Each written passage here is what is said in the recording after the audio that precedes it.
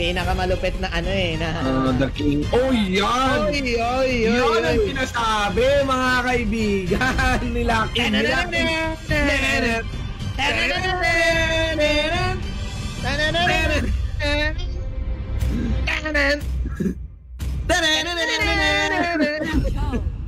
Oh my God, eto na. Yan ang sinasabi. That Summers, dong.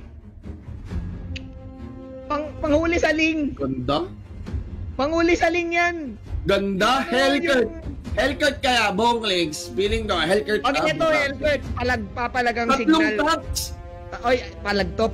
Kasi, ang problema dyan, Bobby, yung Cyclops naman, late mo pa mararamdaman yung damage. Pero tol, pag na-shutdown mo mag-early game fight ang gagawin mo, i-invade mo, ipa-5-man mo ulit yung purple buff ng Ling. Palag ulit, no? Oh. Guys, real talk, tingnan nyo yung first rotation ng buff dito, dun talaga magkakaala. Yun na yung magde-decide ng game, I feel. Kasi pag naagaw yung buff ng Ling, kasi ang main source ng damage, Ling lang tapos sa boxing. And now the thing is, yes, 3 tanks po to. Pag meron kang 3 tanks, medyo ang hassle, sinong tatargetin mo?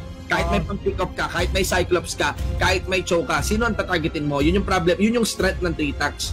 Pero sa early game, hindi ganun kakunat yung mga tanks. Hindi nga, kaya nga pwedeng pwedeng ma-planet sa attack yung mga yan Pwede mo patulang kagad yung tanks sa early game. So, sa mga viewers natin, bantayan natin yung first rotation ng buff dito. Ganun din naman yung tanks ng kabila, pwede rin naman bumakbak Napaka-importante lang ng first rotation ng buff kasi obviously, ang main damage dealer ngayon dito sa side ng Signal is si Imba DJ tsaka si Hades. Oo. Parang ang problema ko dito sa Signal pag nawala yung Ling tapos ang boxing. Oo Kailangan nilang mabigyan ng space si Hades and magaling sila sa ganon.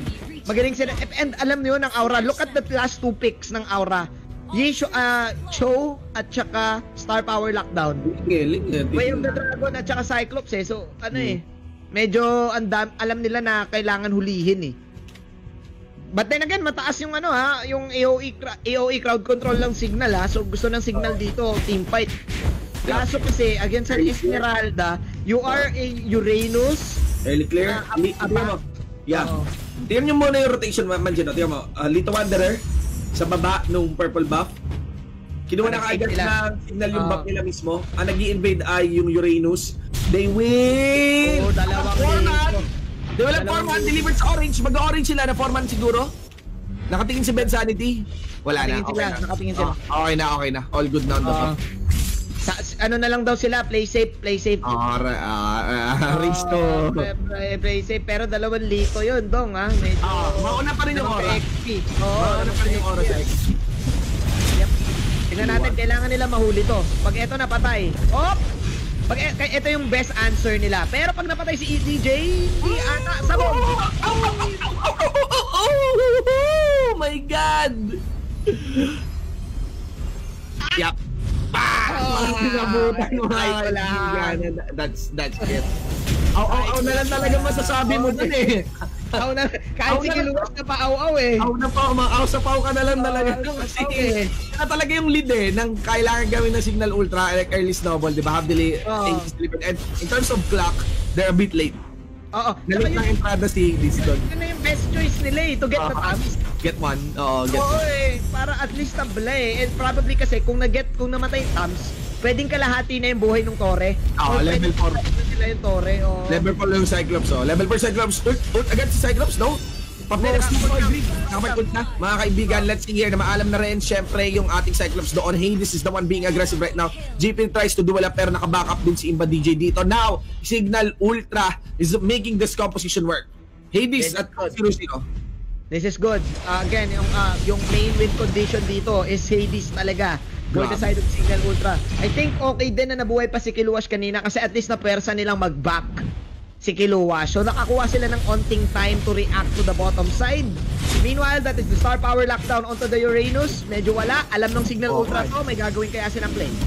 Actually, very curious bakit ginamit yung Star Power Lockdown doon sa Uranus. Masyadong maaga yon. I feel like pwede ka mag-re-engage and always just use the Star Power Lockdown onto the squishy targets. Rhea now is putting a lot of pressure sa mga membro dito ng Aura PH. Pero nag-stall out yung game. Aura PH try to take another position. Hades will try to focus onto Kiluwas and Purple Mob will go kay LBJ. LBJ, the King. Ayun naman pala, may sipa dito na gagawin. si kaibigang Raraflesh pero si Rhea nandun with Ionic Edge. Pero hindi tumama down the split dito as Chujin and Rhea will just stay and probably just stall all of the 4 heroes.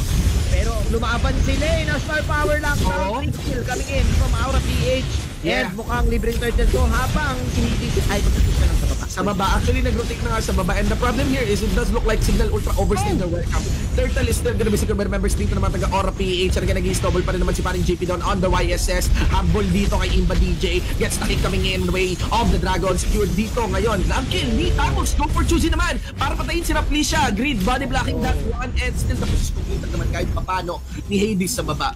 Bawal na sila mamatay dyan kasi libre yung red eh. Oh! Fatal Links! 1, 2, 3! What was that? Hades ah? Mga kapatay dito si paring Hades. 2-on-2 ang mangyaring laban dito. Buhay pa si paring Green. Pumasok dito kanyang first kill habang si KLBJ just doing KLBJ thing. Second skill first. Oh. And sa totoo lang parang walang heavy counter talaga kay KLBJ dito. Again, pwede niyang i-encash yung 3 tank eh. Yung ult lang ni sulit yung shield eh. Sulit na sulit talaga yung shield ni Esmeralda. Esmeralda ngayon sa comp na to eh. Kaya talagang high impact si KLBJ. Si JP might struggle pero is not struggling too much. Isang death pa lang naman to. Pero ang maganda rin, sobrang init po guys ng laban. Hindi rin hindi talaga mabigat Ultra kasi Signal Ultra has their main funnel snowballing 3-0-0 on this lane. Buhay pa din kasi ano din si Hades, maaga niya rin nakuha yung upgrade ng jungle item para sa kanyang entry. So medyo malupit to, but nag-agree ako sa iyo Shin. I think one way to deal with the shield of Esmeralda is yung ulti lang ni Chujin dito, and after that wala na. Wala. Parang kahit unak siya ni Imba DJ makakabalik eh. Oo, totoo. Pwedeng manghabol lang talaga ulit si KLBJ dito. Unless ang plano nila, sa baba, nako. Sulit na at mga alog-alog. Pag eto na buhay pa, di ko na alam. Di ko na alam. Mega kill. Oo. Yun ang problema ngayon because that is a macro mistake coming in from KLBJ. And that purification on that ultimate as well mula doon kay Cyclops. I think KLBJ was parang confident enough na nandun na hindi niya nakita na wala yung mga kalaban niya sa map. Siguro akala niya nasa top lane eh. Nagkamali doon yung nagkamali doon, malaki mali yun ni KLBJ. Sa tingin ko din in-underestimate niya siguro yung rotation. Mabilis ang Ling at saka ang Baksha eh. Oo eh. Hindi lang yun, kahit yung Atlas. Diba? Kasi pag connect mga kaibigan, let's see here. Hindi si Critical Health. Pwede yung ikutin na Rafflesia para hindi pa rin sila magko-commit mga kaibigan. Ben Sanity na lamang yata matitirang target dito. Coming in star power pa rin. Mula rin kay Grid ni KU. Choosing naman into the front line. Turner's presence activated dito. Focusing on to JP. JP will still gonna be tagged here by Rhea. One last trace less. Kite back. Mountain Shocker. Para naman mapigilan ang paglakad dito ng mga membro pa rin ng Signal Ultra. Down for kiluwa si Rhea. Men, online na online. Online si Rhea, Bobby Tricks. Kagilit ang Vapor. Pero on the sidelines KLBJ pa din. On the ball. KLBJ. Dali si Rhea na. Nakompleto na. I think that was a overstay. Overstaying si Rhea. Para siyempre makabayad ng time, para kay Hades dito. Makikita mo yung difference in playstyle talaga ni Hades kumpara kay JP. JP is more aggressive, no? Oo nga eh. JP is very much willing to re-engage. Ito round 2 na naman kay KLBJ. Totally not needed. Flicker out. Buhayan. First kill. Nakapag-first kill? Still parang ang off ng rotation na gano'n kay KLBJ. He went for the ult just to get the minion down. I'm not so sure on that part. But siguro at least buy some time for his teammates. Aura PH still has the lead naman ng larong to. 1k nga lang. No? So not much. Pag tinatlo siya ng gano'n, hindi siya makaka-regen kasi may ult yung yung Baksha, si Chujin. So pino-poison lang din yung shield. But we shall see kasi again, si Hades 4-0 na. Yes. And then, JP na 0-1-3, pasipiliin ko to si Kuya Hades, level 11 on to level 12. Ang taas, may shield pa siya na extra para doon sa turtle. And now they're setting up for the turtle. Signal Ultra. Kuya Shin, walang one-sided ngayon sa ating laban. Pero crucial na tong turtle take na to. Yeah, could still be anybody's game mga kaibigan. Kiliwas jumps in. Naikorek rin naman syempre star power lockdown doon ni Green. Now Chujin focuses on to him. Kel BJ stays into the front line, tagging Ben Sanity dito. Of course, nai-connect kay Chujin. Hindi mag-re-engage dito si Hades. Hindi siya kauna talaga ni JP, no? Na talagang dumadive sa maramihan. And Hades would just walk away. RPH might read through that, no? Na yung idea na basta nagkumpul-kumpul sila, hindi lalapit si Hades. Hindi talaga. And man, ang ganda ng decision ni Grid doon. Actually, akala natin si JP si Hades ang main target of the star power lockdown. Ang napitas ko ay Imba DJ. So dali na lang natin yung control. Kasi hindi naman natin agad maulis Kuya Hades eh. Meanwhile, Kel BJ, giving space for -1. And ito, I really can't help pero piling ko freebie na lang yun. Nagpakita si Grid dito. Wow. No, yeah. He couldn't record that one. Nakapag-pitch points na rin kaagad pero pinapa-free dito si JP. Fatal Links, of course, Purification naman ang sinagot ni JP kaagad doon. Had it been, medyo worth yung gamble ni Grid. Medyo worth yung gamble ni Grid, no? Kasi had it been na nakakonect siya siguro ng 2 ticks man lang ng Planet's Attack, yung type talaga si Hades doon. Yun eh. Oo. Actually, feeling ko hindi siya nag-purify eh. Kung nag-purify, baka umabot. Kasi may movement speed yung Planet's Attack eh. Kahit pa paano, no? Oo eh. Pero I think medyo cooldown pa ata purify. I don't know. Pero hindi ka na, no? Nag-agree ako sa'yo. Napakagandang pitas sana nun. Pero they paid the price for that risky play. 5-0-1 on Hades, ha? 5-0-1. Delikado na to. Si Hades, pag nakita nito na wala na yung Way of the Dragon tsaka Star Power Lockdown, easy access, easy pasok. Ayan ha, cooldown ngayon. Umiikot pa din yung habang naka-Star Power Lockdown. Dulong lang din mga kaibigan, and I can feel yung control sana dito ng RPH. It was lost because of the pick of this, no, para kaya Kel BJ. Napipick up talaga si Kel BJ when in fact he can actually pwede siyang pumilis ng konti alam mo yun, semi-police. Dito si Grid, tatalo na lamang si Hades. Hades was diving in way too deep. He burned that Blade of Tempest. Focuses naman kay Rafflesia dito, pero wala na Blade of Tempest. Pwede siyang labanan ng Kilowatt. Beach Boys palayo. Nakatakas ulit dito si Rafflesia. Re-engage under the counter ng Inferno. Napatay naman yung Atlas natin. Habol ulit si paring JP. Isang kite na lang, isang hagip na lang, pero talagang binabody block dyan ni DJ yon. Yung mga pamana ngayon dito ni JP. Kel BJ. Ang polis. Oh, natakot na. Ay, nako, ang polis. Nako, yun lang. Ilalim ng tulay. Oh, ay, nako. Yung polis natapos na yung outing. Ay, nako, yung polis late dumating. Oh, no, medyo off yung sync ni LBJ para sa mga teammates na dito. Rafflesia once again diving for that. There's gonna be a call for pause coming in mula sa side ngayon ng Aura PH. Ang init ng laban, of course, narinig nyo na yon. Init ng laban. Everyone was really playing well. I just cannot but feel I'm being too critical. I know I'm being too critical, pero feeling ko medyo sana hindi nagpapahuli ng ganun basta-basta si Kel BJ, no? At kasi naman malaki yung malaki yung role na ipe-play ni Kel BJ sa team fight eh. Siya yung siya yung pagsagot doon sa 3 tank. Ako din eh. Parang masyado nag-overstay 2 beses eh. I don't know, hindi ko alam pero still anybody's game pa rin naman. Kaya pa naman. Parehas 50-50 pa to, guys. Parehas lamang. Kaya kung ako sa inyo, mag-comment na kayo. Grabe po. Feeling ko pag umabot ng late game, baka ore kasi 3 tanks kukulangan sila ng damage. Yes. Doon na ang backing eh. Ayun JP. Sakit pero masakit na si JP Sino na naman to? Lord, akala ko may nahuli ulit. Lord, ang bagay ng damage sa Lord, tingnan. Just because it is Ling lang talaga yung pumapalo dito. Even the DJ has to burst down damage for that one. Hindi na sila naglu-luminous Lord. Take what they can. Yun ang ginagawa ngayon dito ng Signal Ultra. But of course, I do feel na with the Yisun Shin, ang dali rin naman may stack ng Lord na to. Nahihirapan din yung Signal Ultra pumasok. Again, yung Mountain Shackle, tumatagos sa pader eh. So may damage pa rin kay Hades. Pero, pili ko ang camera ngayon. Nakatingin kay Hades eh. 710, what kind of outplay can he do? He's being really careful kasi nga may mga lockdowns ang side ng Aura PH. Feeling ko pag nakashoot ng isang magandang pulis Hades tapos ang laro, malambot ang Yisun Shin, malambot ang Cyclops. Even the Link can get the Tams. Di ba?